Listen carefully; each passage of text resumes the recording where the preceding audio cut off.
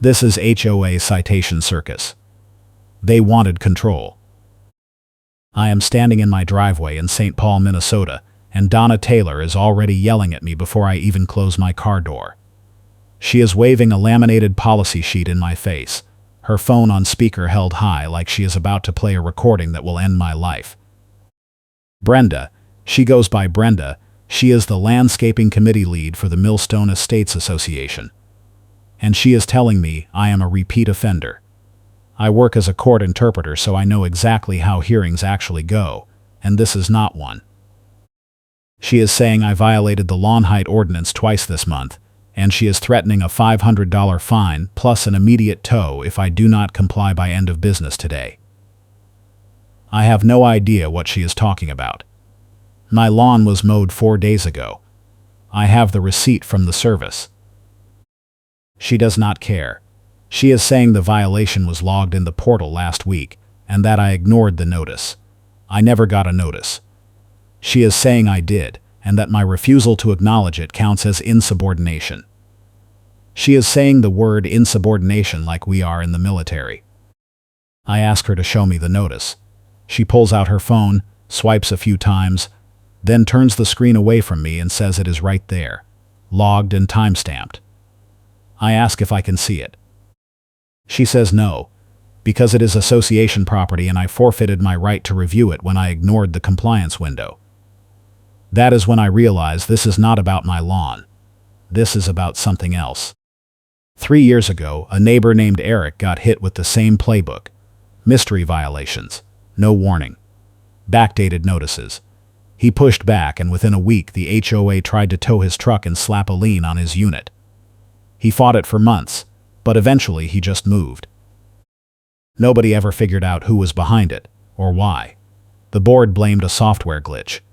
The management company said they had no records. The whole thing vanished.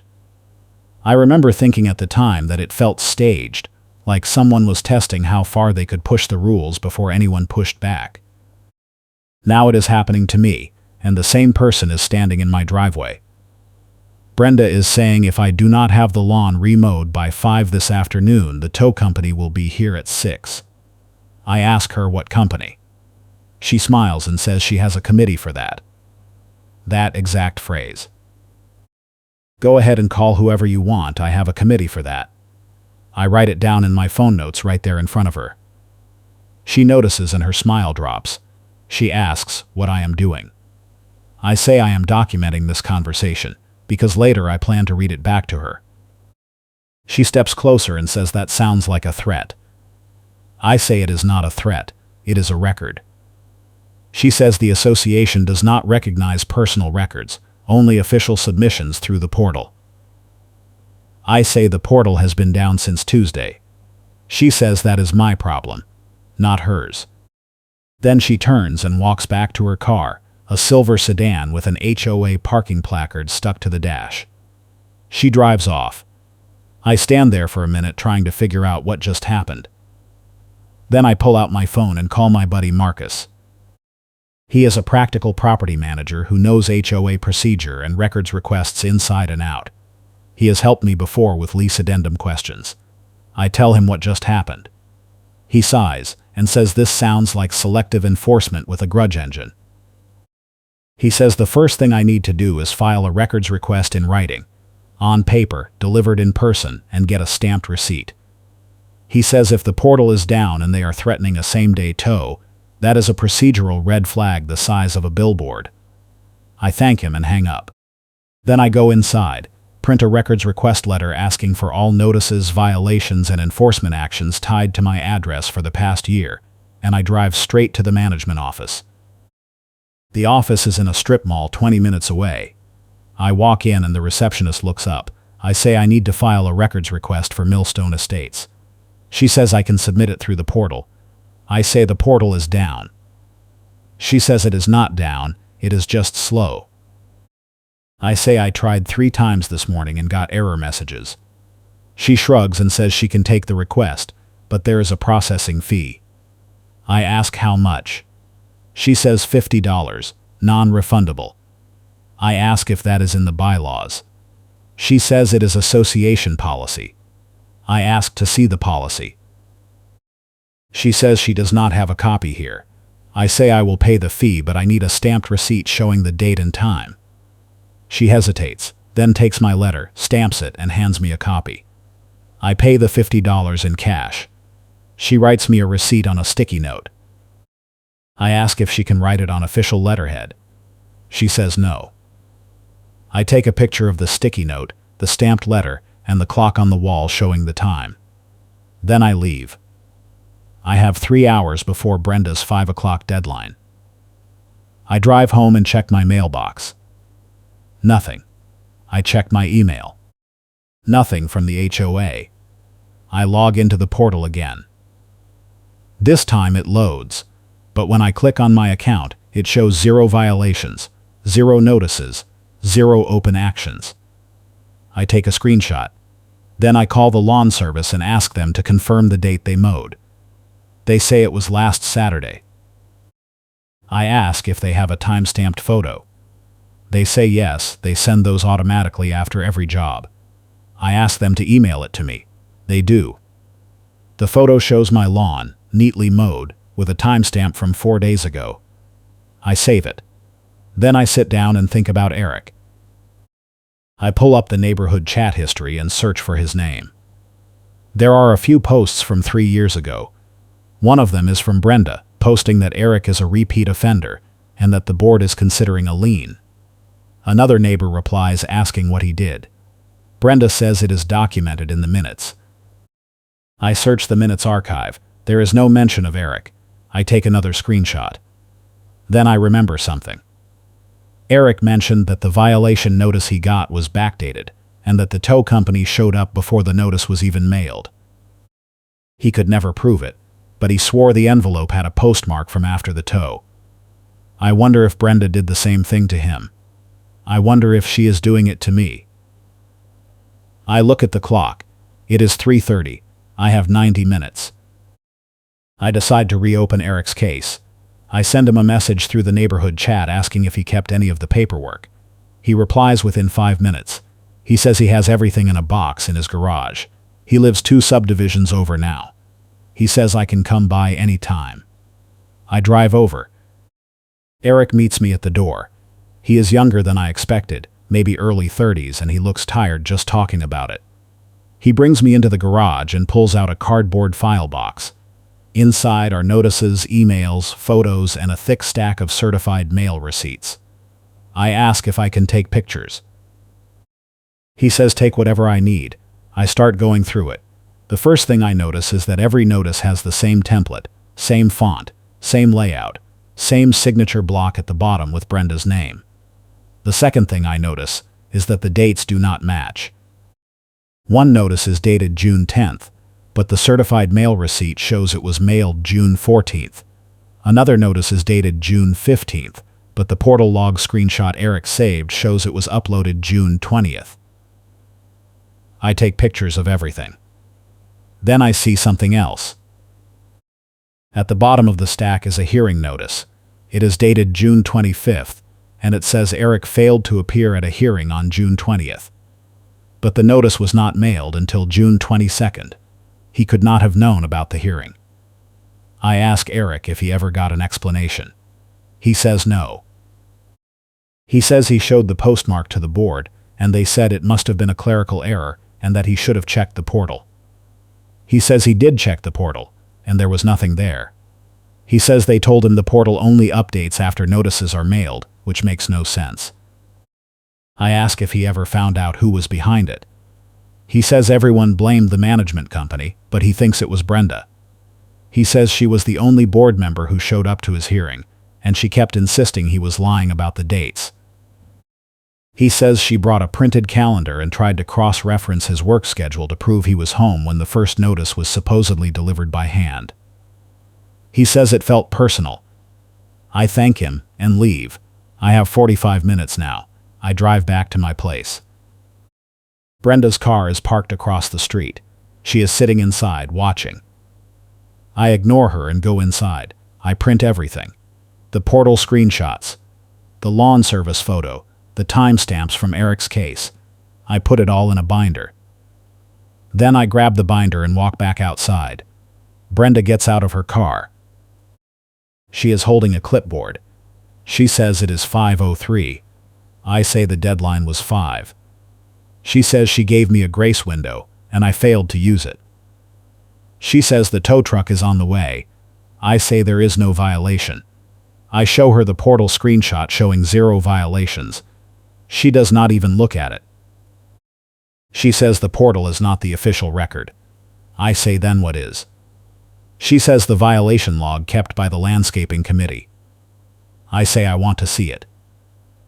She says I can file a records request. I say I did.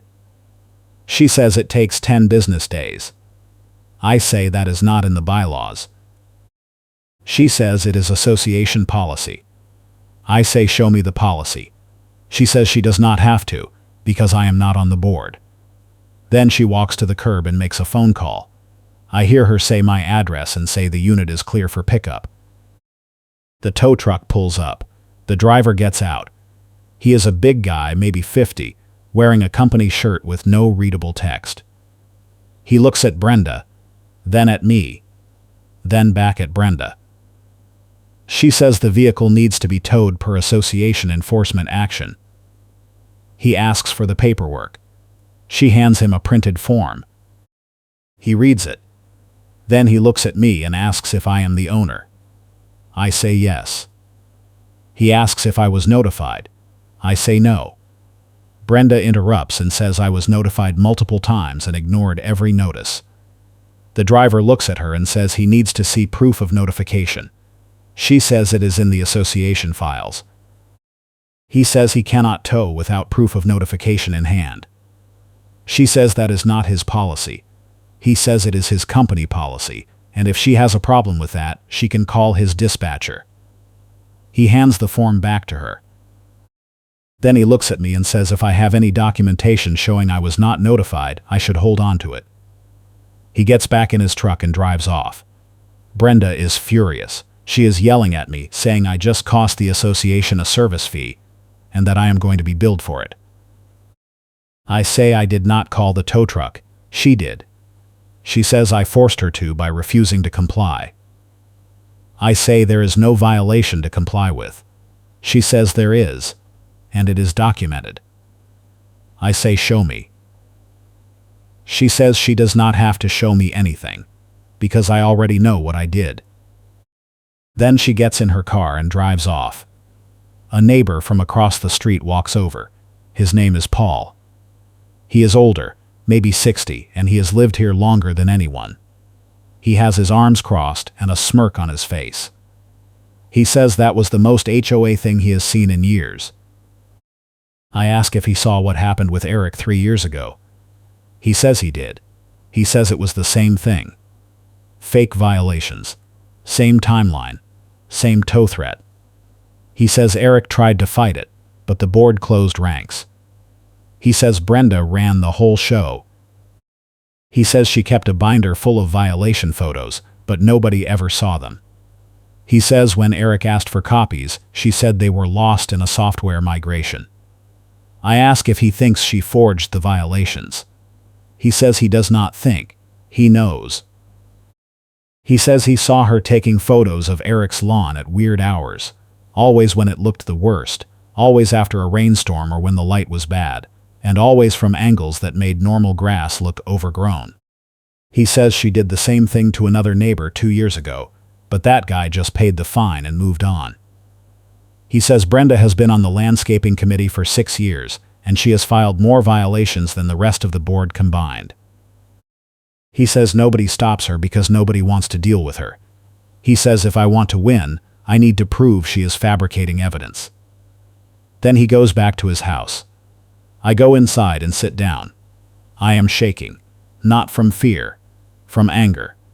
I pull up the records request receipt and check the date. It has been 1 business day, 9 more to go. That is when I remember the timestamps. If Brenda is backdating notices, the metadata will show it. I open my laptop and check the email Eric forwarded me with the scanned notices. I download one of the PDFs and check the file properties. The creation date is June 20th. The document itself is dated June 10th. 10 days off. I check another one. Same thing. Creation date June 22nd. Document date June 15th. 7 days off. Every single notice Eric got was created after the date printed on it. I screenshot the metadata.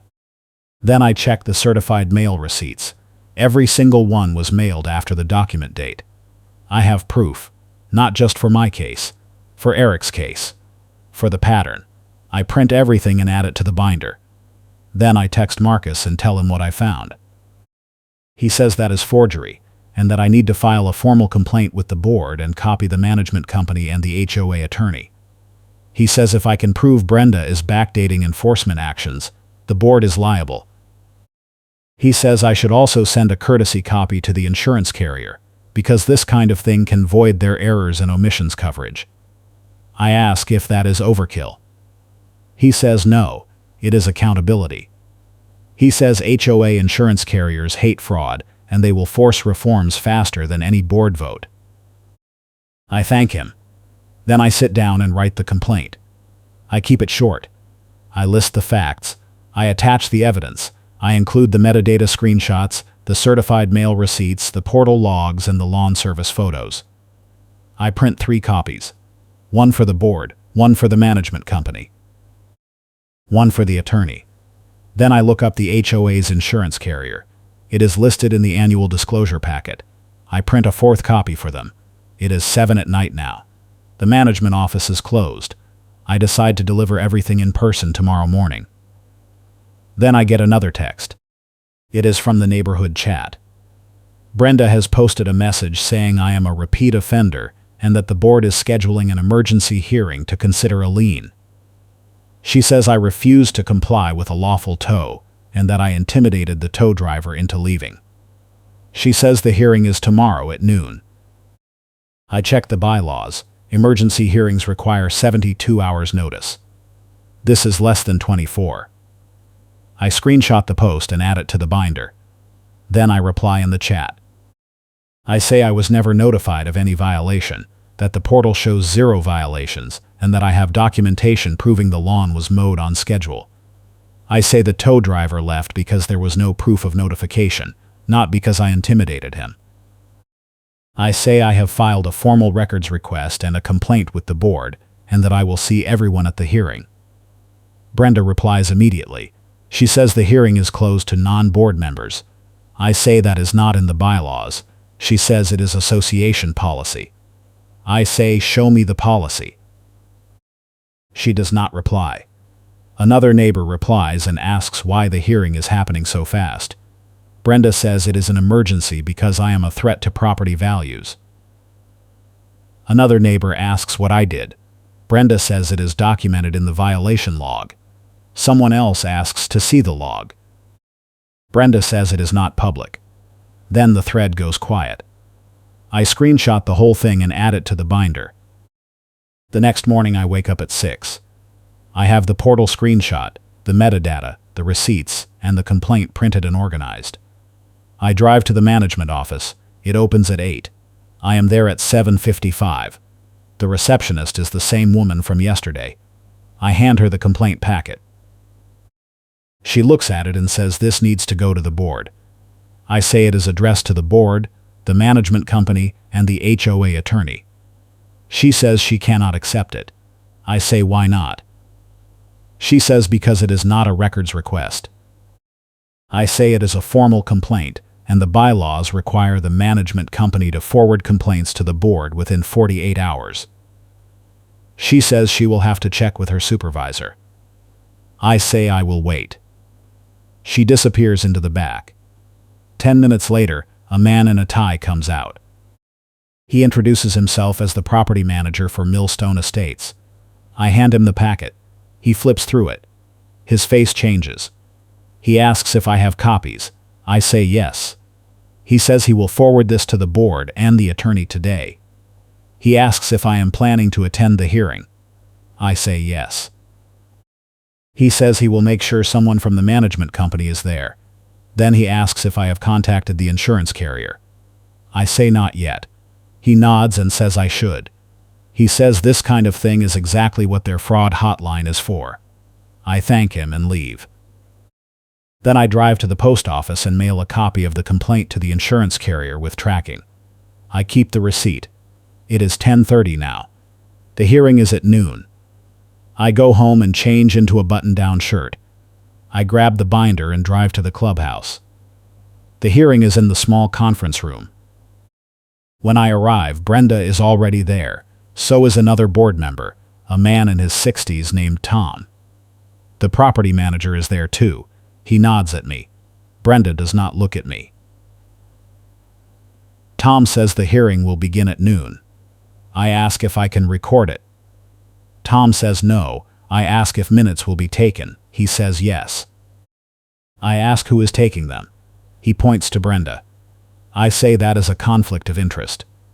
Tom says it is standard procedure. I say it is not in the bylaws. Tom says we are not here to debate bylaws. I say then what are we here to debate? Brenda cuts in and says we are here because I refused a lawful enforcement action. I say there was no lawful enforcement action because there was no violation. She says there was. I say prove it. She opens a folder and pulls out a printed photo. She slides it across the table. It is a photo of my lawn. The grass looks long. The angle is bad. The lighting makes it look worse than it is. I ask when this was taken. She says last Monday. I say my lawn was mowed last Saturday. She says this photo is from Monday. I ask for the metadata. She says she does not have it. I say then how do I know this photo is even from my property? She says because she took it. I ask if she has the original file. She says no. She printed it and deleted the file to save space. I open my binder and pull out the lawn service photo. I slide it across the table. It shows my lawn, mowed, with a timestamp from last Saturday. Tom looks at it. He asks Brenda if she has any other evidence. She says yes. She pulls out a printed notice. It is dated 2 weeks ago. She says this is the first notice I ignored. I ask for the certified mail receipt. She says it was hand-delivered. I ask who delivered it. She says she did. I ask if she has proof. She says her word is proof. I pull out the portal screenshot showing 0 violations. I slide it across the table. Tom looks at it.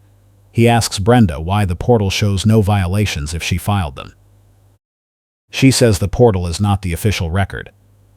Tom says the bylaws say the portal is the official record. Brenda says the bylaws are outdated. Tom looks at the property manager.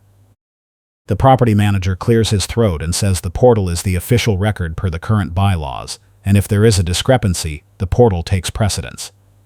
Brenda is furious. She says the portal is broken. The property manager says it is not broken, it is just not showing any violations for this address because none were filed. Brenda says she filed them.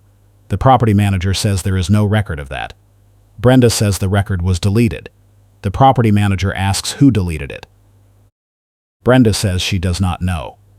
Tom asks Brenda if she has any other evidence. She pulls out another folder. Inside is a stack of certified mail receipts.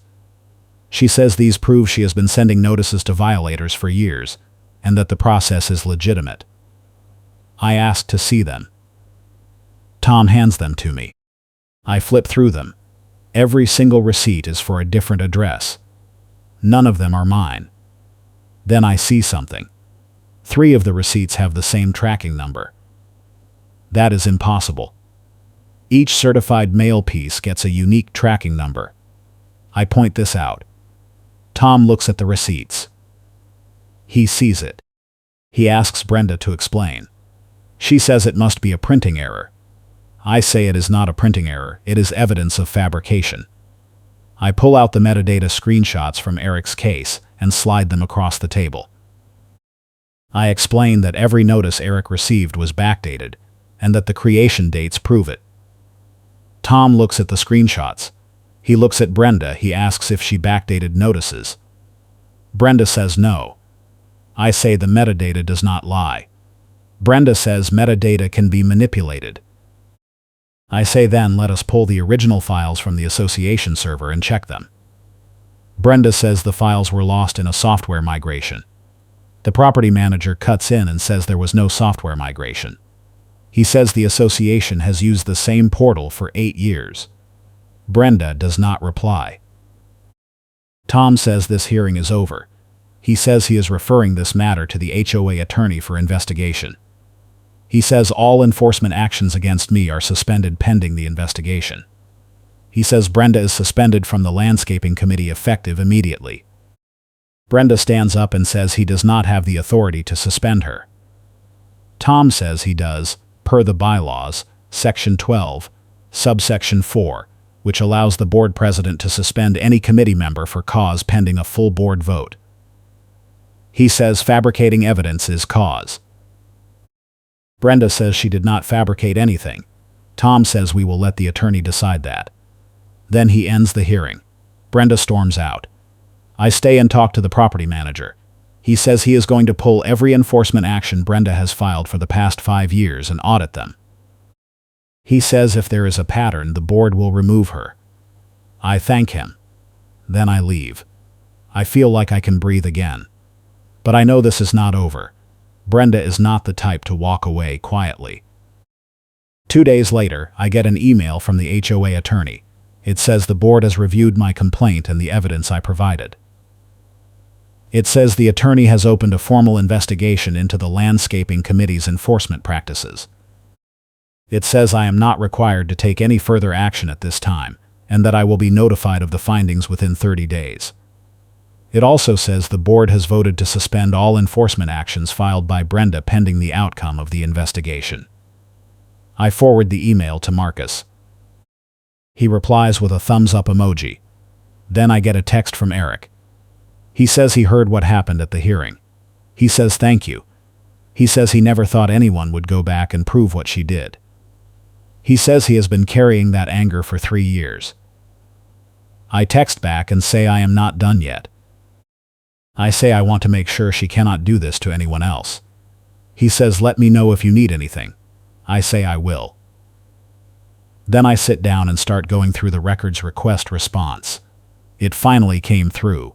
50 pages. Most of it is generic policy documents. But buried in the middle is something interesting. A contract between the HOA and a towing company. The contract is dated 4 years ago. It is signed by Brenda, not the board president, not the property manager. Brenda. I checked the bylaws. Committee chairs do not have signing authority for vendor contracts. Only the board president and the treasurer have signing authority. The contract is invalid. I screenshot it and send it to Marcus. He replies immediately. He says if Brenda signed a contract without authority, every tow under that contract is potentially illegal. He says I should forward this to the attorney. I do. Then I keep reading. At the bottom of the contract is a pricing schedule. Standard tow is $250. Expedited tow is $400. Owner-requested release is $150. But there is another line. Association-initiated tow with owner-requested release, $500. I read it again. $500. That is double the normal rate. I check the next page. It is a payment log. Every association-initiated tow for the past 4 years is listed. There are 37 of them. 31 of them were initiated by Brenda.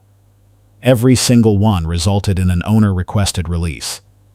Every single owner paid $500. I do the math. $15,500. I screenshot the log and send it to Marcus. He calls me immediately. He says this is a kickback scheme. He says if the towing company is charging inflated rates for association-initiated tows, and Brenda is the one initiating them, she is either getting a cut or she is using the threat of towing to extort compliance. He says either way, it is fraud. He says I need to send this to the attorney and the insurance carrier immediately. I do. Then I call the towing company. I ask to speak to the manager. The manager gets on the line. I introduce myself and explain that I am a homeowner in Millstone Estates.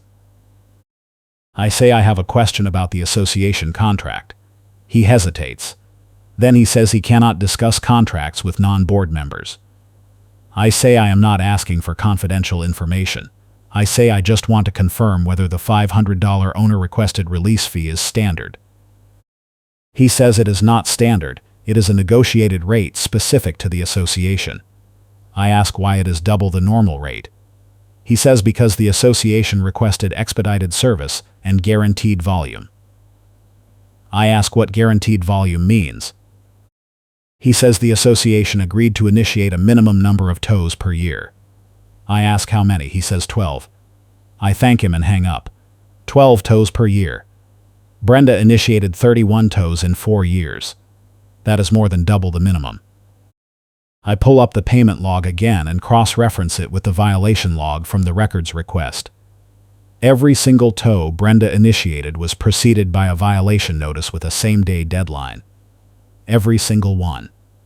I screenshot everything and add it to a new folder. Then I write a summary. I keep it factual. I list the timeline. I list the evidence. I explain the pattern. I attach the contract, the payment log, the violation log, and the towing company confirmation. Then I email it to the attorney, the property manager, the board president, and the insurance carrier. I mark it urgent. I hit send. Then I wait. If this story has you hooked, hit that like button and subscribe for more HOA drama and neighborhood cold cases.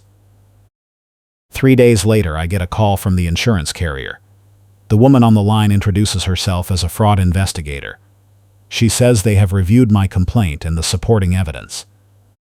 She says they are opening a formal investigation into the association's enforcement practices and vendor relationships. She says they are also issuing a non-renewal warning to the board, effective immediately, which means the board has 30 days to implement corrective actions or the carrier will drop their coverage. She says this includes terminating the towing contract, removing Brenda from all committees, and conducting a full audit of the past 5 years of enforcement actions. She says if the board does not comply, the association will be uninsurable, which means they cannot operate legally. She asks if I have any additional evidence. I say I do. I say I have metadata showing backdated notices, duplicate tracking numbers on certified mail receipts, and testimony from other homeowners who were targeted with the same playbook.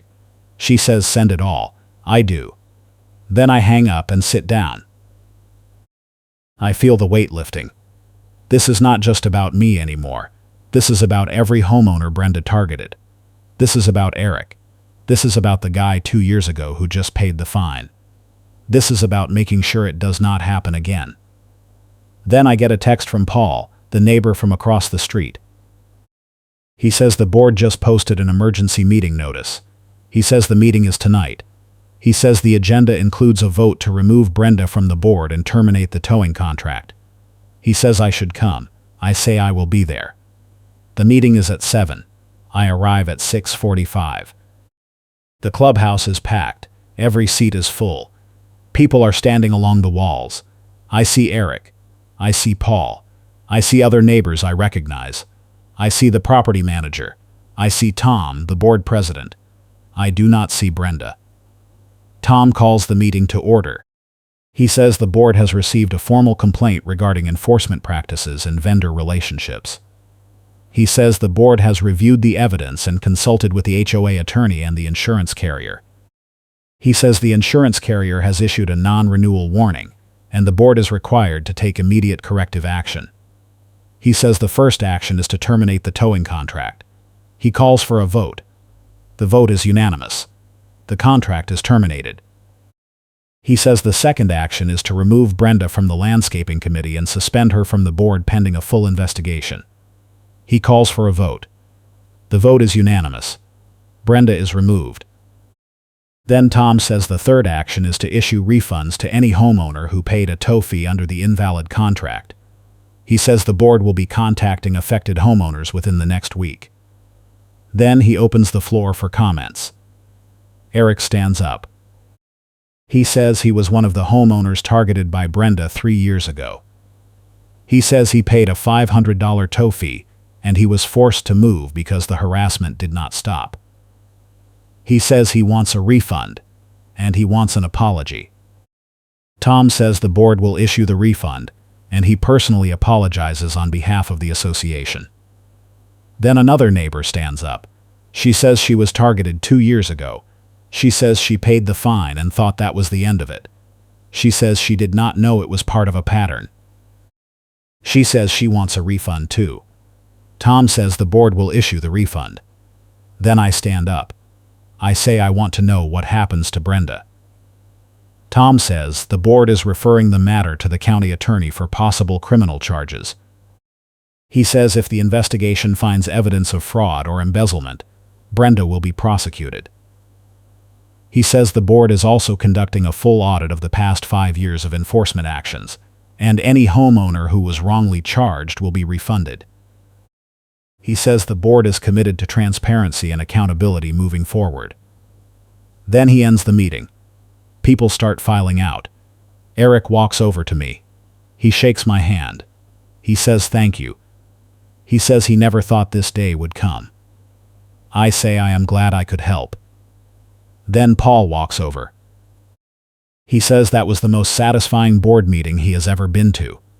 He says Brenda finally got what she deserved. I say I hope so. Then the property manager walks over. He says the audit is going to take a few weeks, but he will keep me updated. He says the board is also going to revise the enforcement procedures to prevent this from happening again. He says they are adding a requirement that all enforcement actions must be reviewed by the property manager before they are issued, and that all notices must be logged in the portal with a timestamp. He says they are also adding a homeowner appeal process that does not require a hearing. He says if a homeowner can provide evidence that a violation was issued in error, the violation will be voided immediately. I say that sounds like a good start. Then I leave. I drive home. I sit on my couch. I feel exhausted. But I also feel like I won. Not just for me. For Eric. For everyone. A week later, I get a letter from the HOA attorney. It is on official letterhead. It says the investigation has been completed. It says the audit found 37 enforcement actions initiated by Brenda over the past 4 years.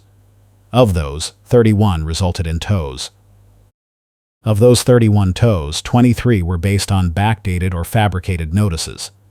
The attorney says the board is issuing refunds totaling $18,000 to affected homeowners. The letter says Brenda has been permanently removed from the board and all committees. The letter says the board has referred the matter to the county attorney, and that criminal charges are pending. The letter also says the board is issuing me a reimbursement for my expenses tied to the bogus enforcement and the tow threat, including the $50 records request fee, the cost of printing and mailing the complaint, and the time I spent investigating. The reimbursement check is attached. It is for $350. I deposit it. Then I get another letter. This one is from the insurance carrier. It says the association's coverage has been renewed, contingent on the board implementing the corrective actions outlined in the fraud investigation report. It says the carrier will conduct a follow-up audit in 6 months to ensure compliance. It says if the audit finds any evidence of continued misconduct, the coverage will be terminated immediately. I forward the letter to Marcus. He replies and says this is a huge win. He says most HOAs never face consequences for this kind of thing. He says I should be proud. I say I am. But I am also angry that it took this long. Then I get a text from Eric. He says he got his refund check. He says it is the first time in 3 years he has felt like justice was served. He says thank you again. I say anytime. Then I sit down and write a post for the neighborhood chat. I keep it short. I say the investigation is complete. I say refunds are being issued. I say the board has implemented new enforcement procedures to prevent this from happening again.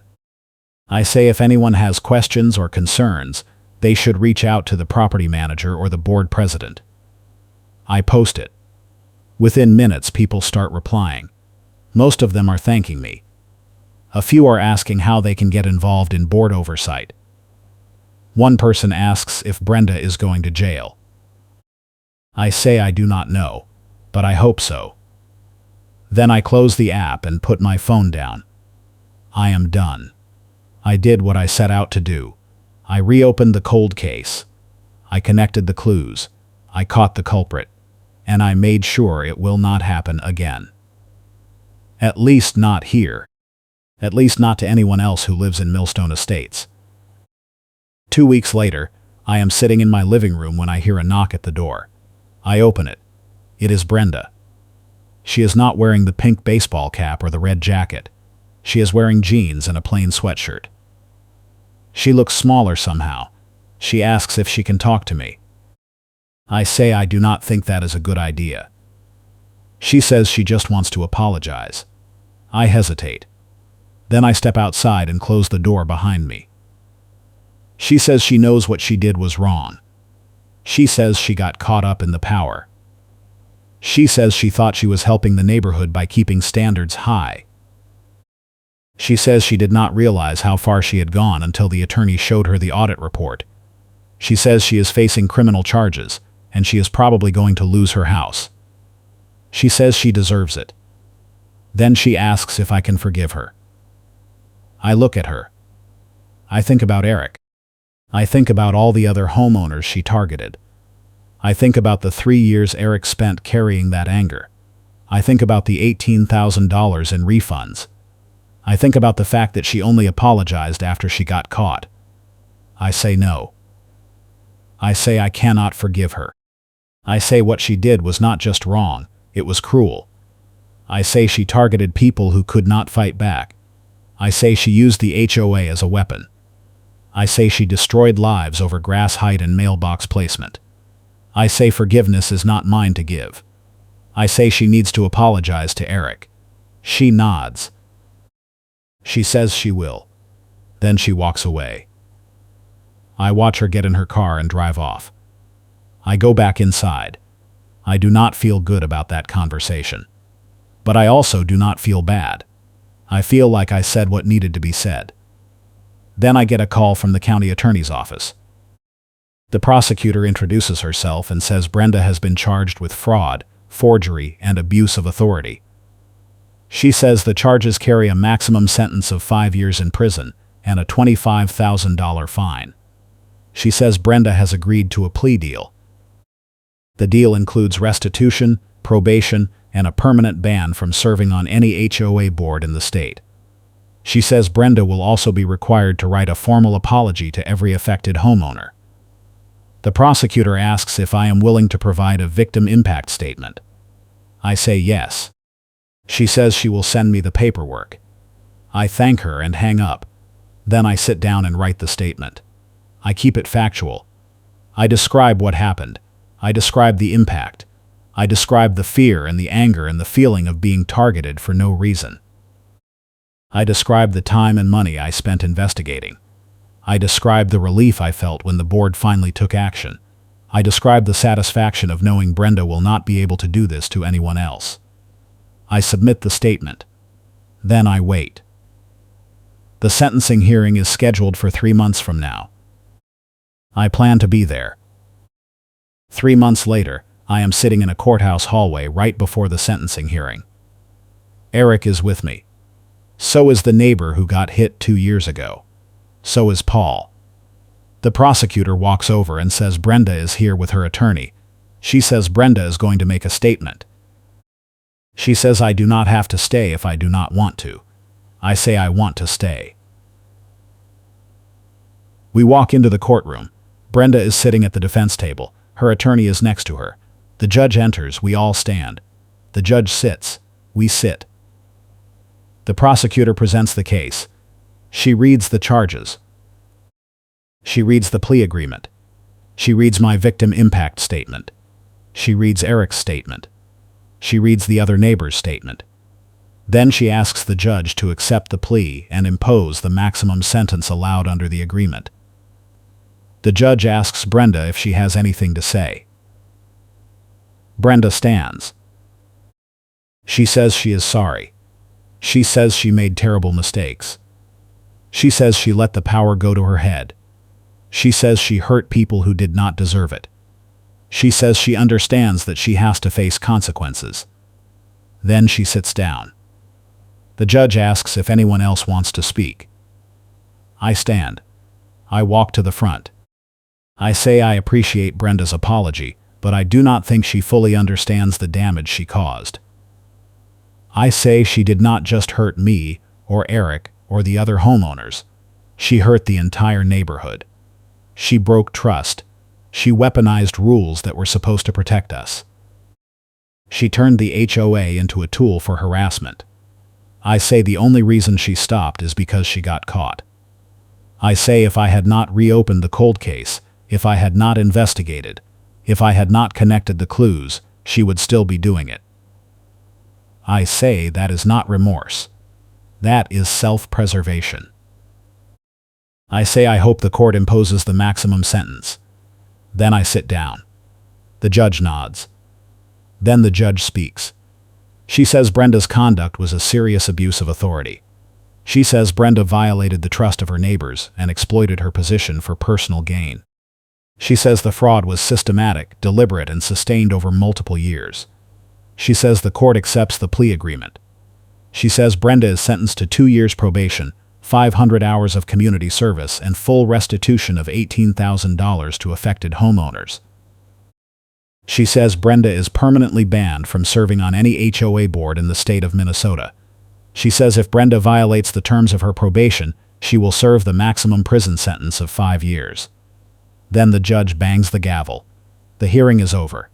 Brenda is led out by her attorney. I watch her go. I feel nothing. Not anger. Not satisfaction. Just relief. It is finally over. Eric walks over to me. He says that was the right thing to say. He says thank you for fighting. I say I am glad I did. Then we leave. We walk out into the bright midday sunlight. Paul is waiting outside. He says he is buying lunch. We go to a diner down the street. We sit in a booth. We order burgers and fries. We talk about the case. We talk about the neighborhood. We talk about what happens next. Paul says the board is holding elections next month. He says they are looking for new committee members. He asks if I am interested. I say maybe. I say I need a break first. He says he understands. Then we eat. The food is good. The conversation is easy. For the first time in months, I feel normal.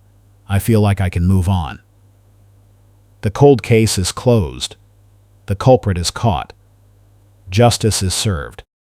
And the neighborhood is safe again. A month later, the board holds elections. I decide to run for the landscaping committee. Not because I want power, not because I want revenge, but because I want to make sure the new procedures actually work. I want to make sure nobody else gets targeted. I want to make sure the HOA stays accountable. I win the election. It is not close. 43 votes out of 50. The neighbors remember what happened. They remember who fought back. They want someone who will not abuse the rules. My first meeting as a committee member is awkward. The other members are polite but cautious. They do not know what to expect. I do not blame them. The old playbook was toxic. I say I am not here to enforce rules for the sake of enforcing rules. I say I am here to make sure the rules are fair, transparent, and applied evenly. I say if anyone has a concern, they should bring it to me, and I will review it. I say if a violation is legitimate, I will issue a notice. If it is not, I will not. I say I will not backdate anything. I will not fabricate evidence. I will not move goalposts. I say I will follow the bylaws, and I will expect everyone else to do the same. The other members nod. One of them says that sounds reasonable. Another one says, it is about time. The meeting ends. I walk out feeling good, feeling like I am part of the solution now, not just someone fighting the problem. Then I get a text from Marcus. He says he heard I won the election. He says congratulations. He says he knew I would. I say thanks. He says let me know if you need any help navigating the procedures. I say I will. Then I put my phone away and walk to my car. I drive home. I park in the driveway. I look at my lawn. It is mowed. It is neat. It is compliant. Not because I am afraid of getting a violation, but because I want it to look nice. That is the difference. That is what Brenda never understood. Rules should serve the community, not the other way around. Rules should make life better, not worse. Rules should protect people, not punish them. And when rules are abused, someone has to stand up and fight back. That is what I did. That is what Eric did. That is what every homeowner who got targeted did when they decided not to give up. We stood up. We fought back. We won. And now the neighborhood is better for it. 6 months later, the insurance carrier conducts the follow-up audit. The auditor spends a full day at the clubhouse reviewing records, interviewing board members, and checking the new enforcement procedures. At the end of the day, the auditor meets with the board. I am there as the landscaping committee representative. The auditor says the association has made significant progress. She says the new procedures are working. She says there have been 0 complaints since the reforms were implemented. She says the portal logs are clean. She says the vendor contracts have been reviewed and renegotiated. She says the board is operating transparently and accountably. She says the carrier is satisfied. She says the coverage will continue without restrictions. The board president thanks her. She leaves. Tom turns to the rest of us and says this is a win. He says it was a long road, but we got here. He says the association is stronger now than it was before. He says we learned from our mistakes. Then he looks at me and says thank you. He says if I had not reopened the cold case, if I had not fought back, none of this would have happened. He says the neighborhood owes me. I say the neighborhood does not owe me anything. I say I did what anyone should do when they see something wrong. I say I am just glad it worked out. He nods. Then the meeting ends. I walk out into the parking lot. It is late afternoon. The sun is low. The light is golden. I get in my car and sit for a minute. I think about everything that happened.